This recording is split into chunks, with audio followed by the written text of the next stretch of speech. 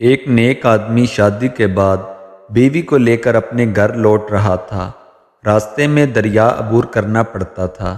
آدمی نے ایک کشتی کا انتظام کیا اور وہ دونوں دریا عبور کرنے لگے۔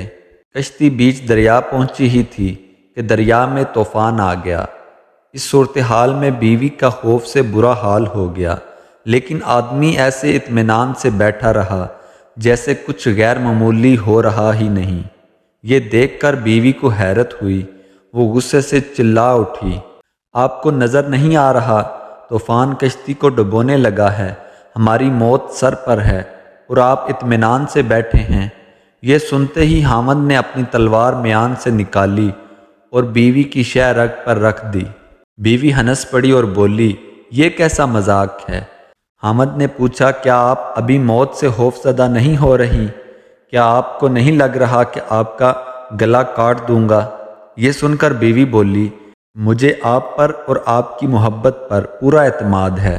مجھے پتہ ہے آپ مجھ سے بے انتہا محبت کرتے ہیں اور یہ تلوار آپ کے ہاتھ میں ہے تو مجھے کوئی نقصان نہیں پہنچا سکتی۔ یہ سن کر حامد بولا، جیسے آپ کو میری محبت پر اعتماد ہے ویسے ہی مجھے اللہ پاک کی محبت پر یقین ہے، اور یہ طوفان بھی اللہ کے ہاتھ میں ہے، وہ چاہے تو اسے روک لے، چاہے تو ہماری کشتی ڈبو کر بھی ہمیں بچا لے۔ ہمیں بھی اللہ سے ایسا یقین اپنے اندر پیدا کرنا چاہیے۔